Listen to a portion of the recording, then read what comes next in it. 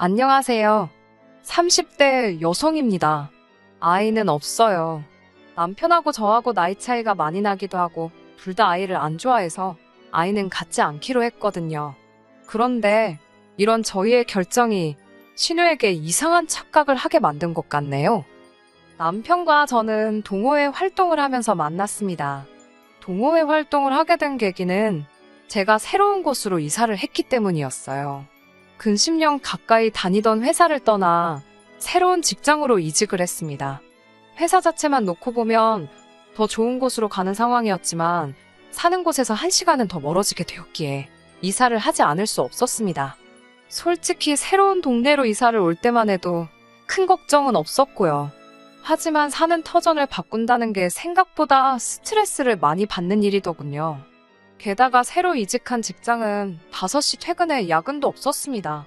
그렇다 보니 퇴근 이후 시간을 어떻게 하면 잘 쓸 수 있을지 고민이 되더라고요.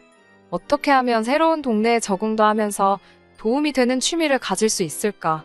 그런 고민을 하다 찾게 된 것이 독서동호회 활동이었네요.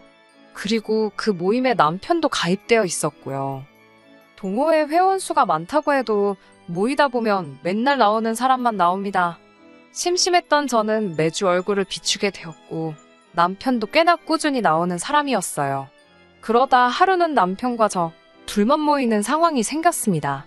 자연스레 독서보다는 대화를 많이 나누게 되었는데 7살이란 나이 차이에 비해 생각보다 말도 잘 통하고 서로의 직장도 멀지 않더라고요. 그날을 계기로 저희는 급속도로 가까워졌고 금세 연인 사이로 발전했습니다. 바보같이 들릴지도 모르지만 전 저와 남편이 운명이라고 믿었네요. 남편의 존재는 외로운 타지 생활에서 큰 위안이 되었습니다. 집안에서 가장 역할을 하며 무거운 짐을 지고 사는 기분이었는데 남편과 있을 때만큼은 그 짐을 내려놓을 수 있었거든요. 저에게는 불행한 가정사가 있었습니다. 제가 고등학생이 되던 해에 부모님께서 이혼을 하셨거든요. 두 분 중 어느 분이 더 큰 실수를 하셨는지는 모르지만 두 분 다 잘하신 것도 없습니다. 아버지는 가장으로서의 역할에 소홀하셨고 어머니는 엄마로서의 역할에 소홀하셨으니까요. 만약 두 분 중 한 분이라도 저희 남매를 진심으로 사랑하고 미안한 마음을 느꼈었다면 저희한테 이런 어려운 시절을 겪게 하진 않으셨을 테지요. 두 분이 이혼하시고 한 4년 동안은 어머니랑 살았습니다. 살았다고 쓰긴 했지만 솔직히 어머니 얼굴을 본 건 며칠 되지도 않는 것 같아요. 당시 어머니에게는 만나는 남자분이 계셨고 대부분의 시간을 그 집에서 보내시는 눈치였으니까요. 참고로 제 남동생은 저보다 10살이 어립니다. 그러니까 당시 제 나이는 17, 동생은 7살이었어요.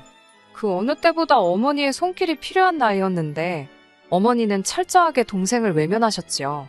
저는 어머니가 저한테 소홀하셨다는 사실보다 동생을 그렇게 방치하셨다는 게 더 미웠고 그래서 지금도 어머니의 소식을 모릅니다.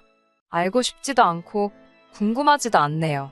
어쩌면 이런 기억 때문에 제가 아이를 갖기가 싫은 건지도 모르겠습니다. 아무튼 이후로 저는 남동생의 보호자로서 사는 순간이 많아져 갔습니다. 비록 아무리 제가 노력해도 어머니의 빈자리를 채울 수는 없었지만요. 그래도 다행이었던 건 운 좋게도 저는 20살이 되면서 바로 사회생활을 시작할 수 있었습니다. 그나마 좋았던 성적 때문인지 단순히 운이 좋아서였는지는 모르겠지만 중견기업에 고졸특채로 들어갈 수 있었거든요. 그렇게 사회생활을 시작하고 얼마 지나지 않아 저는 남동생을 데리고 어머니 집에서 나왔습니다. 경제적으로 약간이나마 숨통이 트이자마자 제가 한 일은 동생을 학원에 보내는 일이었어요. 동시에 저도 나름대로 숨구멍을 찾기 위해 조금씩 노력했어요. 일주일에 하루 이틀이긴 했지만 친구와 지인들을 만나 맥주도 한잔하고 가끔 영화 보고 짧은 시간이었지만 연애도 해보고 그러다 보니 솔직히 말해서 동생에게 예전처럼 신경 써주지 못하는 시간도 간혹 생기더라고요. 돌이켜 생각해보면 저도 나름대로 살려고 발악을 하던 시기였고 남동생도 나름대로 사춘기를 이겨내느라 고생을 많이 했던 시간이었네요. 남편은 이미 결혼 전에 이런 제 상황을 다 알고 있었습니다. 사귄 지 얼마 되지 않았을 때 제가 그냥 전부 다 털어놓았거든요. 솔직히 전에 만나던 사람에게는 이런 이야기를 하지 않았었어요. 굳이 제 약점을 드러낼 필요가 없다고 생각했으니까요. 그리고 나중에 제 사연을 알게 된 그 남자는 제가 자기를 고의적으로 속였다며 길길이 날뛰더군요. 과장 조금 보태서 아주 개거품을 물었습니다. 사기 연애라나 뭐라나. 그래서 지금 남편에게는 허심탄회하게 다 말해버렸네요. 다행히 남편은 크게 개의치 않는 눈치였습니다. 그렇다고 해서 힘들었겠네. 그래도 잘 컸네. 그런 어설픈 동정도 없었습니다. 그런 동정을 받는 건 언제 받아도 익숙해지지가 않더라고요. 하는 사람들이야 진심이라고 했지만 겪어보지도 않은 사람들이 뭘 알겠어요? 그런데 남편은 딱히 더 물어보지도 않고 말을 덧붙이지도 않고 그 점이 참 좋았네요. 지금 생각해보면 아마 그때부터 결혼을 한다면 남편과 해야겠다고 생각했던 것 같습니다. 믿을 만한 사람이라고 생각했어요. 또 남편 역시 아이를 원하지 않는다는 점도 마음에 들었지요. 그렇게 남편과 사귄 지 1년 만에 결혼하게 되었습니다. 그래도 제 나름대로 직장 생활하면서 모아둔 돈이 있었기에 맨몸으로 시집가야 할 상황은 아니었고요. 문제는 시댁에서는 제 가정 환경을 정확히 알지 못했습니다. 핑계 같지만 남편이 말하지 말자고 하더라고요. 자기는 자기 부모님을 믿지만 그래도 혹시 모르니까 라며 말을 아끼는 그에게 구태여 말하자고 우기고 싶지 않았어요. 깨름직하긴 했지만 제가 남편하고 결혼하는 거지 시부모님하고 하는 건 아니잖아요. 솔직히 변명이지요. 저도 시부모님이 반대하실까봐 두려웠습니다. 결국 친정부모님 자리에 돈 주고 고용한 두 어른을 모시고 상견례도 하고 식도 올렸습니다. 이건 제가 100번 잘못한 일이고 지금도 시부모님께 정말 죄송하게 생각하고 있습니다. 결혼식을 올리고 큰 산을 넘었다 생각했어요. 하지만 얼마 지나지 않아 모든 것들이 들통나고 말았습니다. 남편에게는 4살 많은 신우가 있었는데 오지랖이 얼마나 넓은지 별명도 오통령, 오지랖 대통령이었거든요. 이 신우가 제 뒷조사를 했더라고요. 고졸인 거야 이미 시댁에서도 알고 있었는데 신우는 고졸이 어떻게 중견기업을 들어가냐면서 자기 나름대로 진실을 파헤친다고 여기저기 들쑤시고 다닌 모양이었습니다. 그리고선 기어이 저희 부모님이 이혼을 했고 지금은 부모님과 연도 끊고 지낸다는 사실을 알아내서는 마치 무슨 대기업의 비리를 폭로하는 정의의 사도 마냥 시부모님을 앉혀놓고 까발렸습니다. 하필이면 그날은 시어머니의 생신이기도 해서 저도 그 자리에 있었고요. 신우의 폭탄 발언에 온몸이 후덜덜덜 떨리고 머릿속이 하얘졌습니다. 어머님 아버님이 어떤 생각을 하실지 너무 걱정이 돼서 감히 고개를 들 수가 없었네요. 하지만 제 생각과는 달리 어머님께서는 감사하게도 이제 우리 식구가 되었으니 그런 건 중요하지 않다고 딱 잘라 말해주셨습니다. 게다가 신우에게 말조심, 행동 조심하라고 오히려 신우를 나무라셨어요.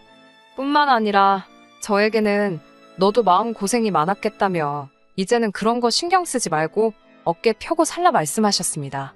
그제서야 신우도 더는 찍소리도 못하더군요. 지금도 그날을 생각하면 감사한 마음뿐이네요. 그 이후로 저희 부부와 시부모님의 사이는 나날이 돈독해졌습니다. 신우 덕분에 모든 것이 드러나니 저를 포장할 필요도 과장할 이유도 없었으니까요.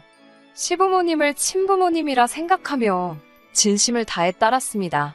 남편과 상의 끝에 매달 시부모님께 용돈도 50만 원씩 드렸고요. 이런 제 모습을 보고 동생도 제가 좋은 집으로 시집을 간 것 같다며 기뻐하더군요. 하지만 저는 제 나름대로 동생에게 미안한 마음이었어요. 이제 갓 20살 넘은 애를 혼자 살라고 내버려둔 것 같아 죄책감도 들었고 동시에 어떻게든 혼자 살아보겠다고 아둥바둥하는 동생의 모습이 안쓰러웠고 저도 그 과정을 겪어봤으니 어떻게든 동생에게 도움을 주고 싶었습니다. 하지만 오히려 남동생은 절대 자기를 도와주지 말라며 제 손길을 거부하더군요. 괜히 누나 오해 산다고 자기는 저에게 짐이 되기 싫다면서요. 동생이 어려서부터 부모 없이 저랑 둘이 지내서인지 철이 빨리 들었거든요. 남편도 그런 사정을 알았기에 이따금씩 제가 알게 모르게 동생에게 용돈도 챙겨주고 밥도 사주고 부모복은 없어도 내가 형제복, 남편복은 있구나 싶었네요. 제가 결혼하고 1년쯤 지났을 무렵 동생은 군대를 갔습니다. 사실 저는 남동생을 어떻게든 대학에 가게 하고 싶었지만 동생이 학비 때문에 스트레스를 많이 받는 눈치였어요. 마음 같아선 제가 학비를 다 내주고 싶었지만 현실적으로 그건 어려운 이야기였기에 대학에 가라 강요할 수도 없었지요. 이후로 1년 8개월 만에 전역한 남동생은 충격적인 소식을 전해왔습니다. 전역을 한 달 남겨두고 저에게 말없이 휴가를 나왔었더군요. 그리고는 공무원 시험을 쳤답니다. 군대에서 짬짬이 공부를 했기에 자기 실력이나 확인해볼까 싶어 응시했다네요. 괜히 저한테 이야기하면 제가 자기보다 더 떨게 뻔해서 비밀로 했다고요. 그런데 그렇게 시험 삼아 본 시험을 떡하니 붙었다며 동생이 씩 웃어 보이는데 정말 너무너무 자랑스러웠습니다. 남동생이 군대에 있는 동안 종종 면회도 갔었고 휴가를 나왔을 땐 밥도 몇 번을 같이 먹고 동생에 대해서는 모르는 게 없다고 생각했는데 그런 꿍꿍이가 있었다는 건 조금도 눈치채지 못했었네요. 그런 동생을 보며 이번만큼은 동생에게 도움을 꼭 주고 싶었습니다. 전역 이후로 당장은 저희 집에 머물고 있는 상황이었고 남편도 원하면 같이 살자고 했지만 동생은 한사코 이를 거부했어요. 신세지기도 싫다 했고 어차피 동생이 다니게 된 직장과 저희 집이 왕복 3시간이 넘게 걸릴 만큼 멀기도 했네요. 이제 곧 출근한다는 기쁨도 잠시 동생의 얼굴이 하루가 다르게 어두워져 갔습니다. 저에게 터놓고 말은 못하는 눈치였지만 전전긍긍하는 게 다 보이더라고요. 그런 동생을 보며 이번만큼은 동생에게 도움을 꼭 주고 싶었습니다. 제가 그래도 수입이 나쁘지 않았고 그간 시댁에 꾸준히 용돈을 드리고 있었던 것에 반해 친정에는 따로 용돈을 드린 일이 없었으니 이번만큼은 동생에게 도움을 줘도 괜찮겠다 싶었고요. 그렇다고 제 마음대로 혼자 결정할 수는 없었으니까 남편에게 이야기를 했어요. 남편 돈은 손대지 않고 제 적금으로 동생 보증금 정도는 도와주고 싶다고요. 남편도 시원스레 그거 좋은 생각이라며 제 의견에 동의해 주었습니다. 서울이라면 어림없었겠지만 다행히 서울이 아니었던지라 보증금 3천에 월세 40에 빌려 월세를 구할 수 있었습니다. 그리고 고맙게도 남편은 이 모든 상황을 이해해줬을 뿐만 아니라 기뻐해주기까지 했어요. 남동생도 저와 남편에게 정말 고맙다며 어떻게든 이 보증금은 꼭 갚겠다고 그러던걸요. 이후로 남편은 시부모님과 신우가 있는 자리에서 제 남동생이 군대에서 공무원 준비를 한 거며 합격까지 했다는 이야기를 마치 직접 보기라도 한 듯이 장황하게 설명을 하는데 어찌나 재미있고 뿌듯하던지요. 하지만 그쯤에서 멈췄으면 좋았을 텐데 남편은 그런 처남에게 제가 월세 보증금을 해줬다는 이야기까지 늘어놓았습니다. 솔직히 듣는 순간 아차 싶었지만 의외로 시부모님이나 신우 둘 다 별 반응이 없었습니다. 마음 한구석이 찝찝했지만 이미 엎질러진 물이었지요. 그리고 얼마 전에 있었던 일입니다. 신우에게서 전화가 왔어요. 결혼 초에 신우가 제 뒷조사를 했던 일 때문에 솔직히 지금도 신우와 제 사이는 껄끄러운 편입니다.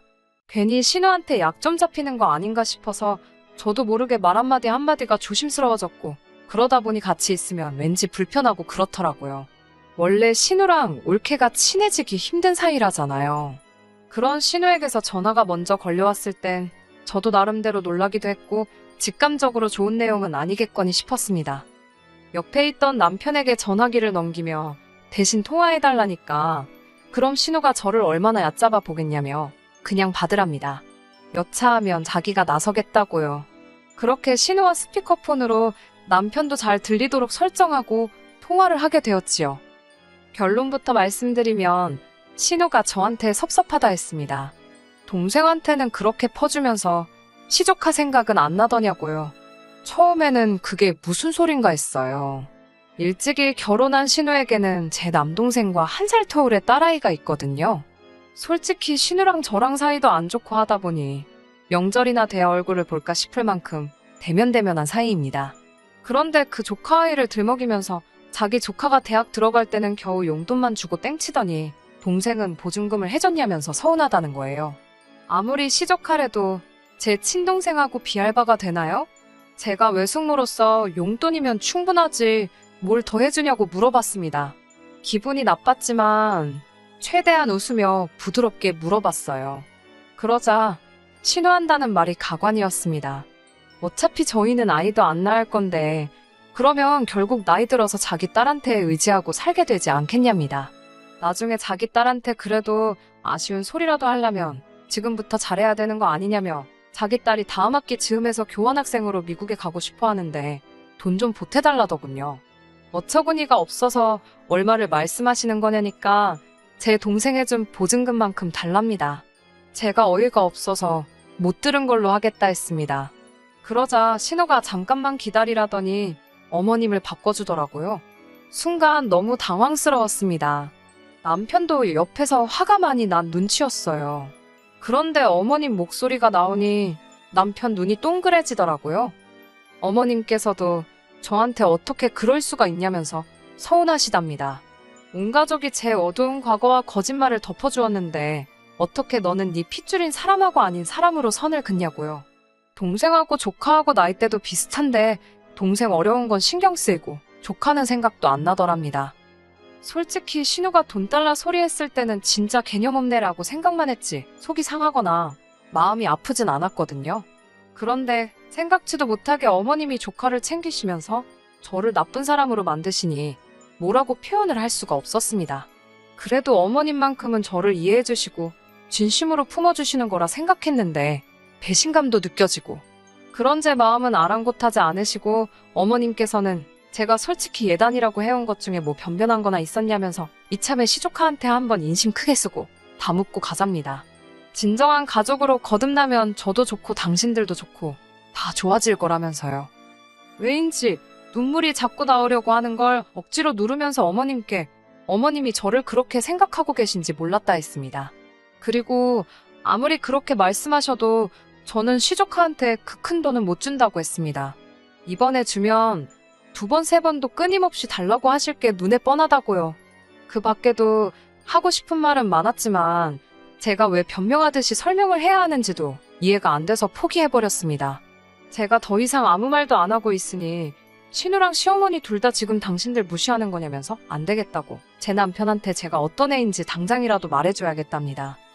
하지만 이미 옆에서 다 듣고 있던 남편이 지금 둘이 뭐 하는 거냐고 조용히 따지더라고요.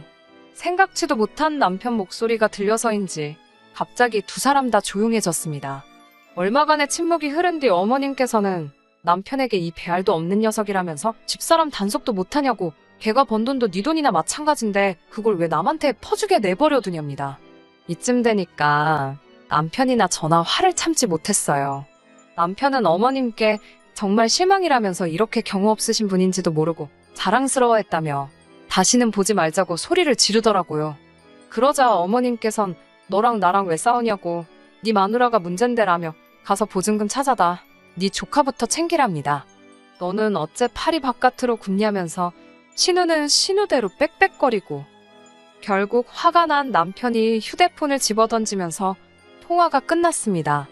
남편은 자기 머리를 쥐어뜯으면서 저에게 정말 미안하답니다.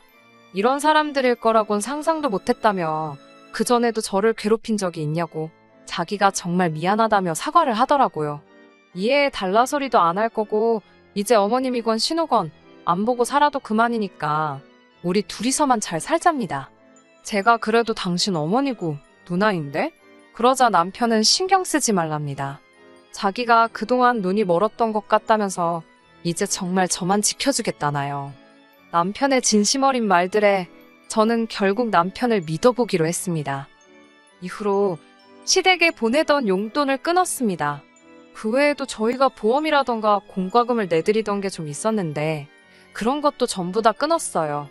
한두 달쯤 지났을까 어머님께서 아무리 그래도 자식된 도리는 하고 살라며 지금 뭐하는 짓이냐고 또 연락을 해오셨는데 남편이 소리를 지르더라고요. 자식된 도리가 돈 내주는 거냐고 그러면 안 한다고 어머니랑 단돈 10원짜리 하나도 주고받기 싫다면서 아주 질색팔색을 하던걸요. 지금 이 사연을 쓰면서도 마음이 편한 것만은 아닙니다. 그래도 사랑하는 남편이 제 옆을 든든히 지켜주고 있으니 슬프지만은 않네요. 언젠가 다시 어머님과 신우를 웃으며 볼 날이 올까요? 잘 모르겠어요. 한 가지 확실한 건 이 매듭은 제가 풀 수는 없을 것 같다는 거지요. 시간에 맡겨 볼까 봐요. 끝까지 들어주셔서 감사합니다. 오늘의 사연은 여기까지입니다. 구독과 좋아요, 알람 설정 부탁드리고 더 좋은 사연으로 다시 찾아뵙겠습니다. 감사합니다.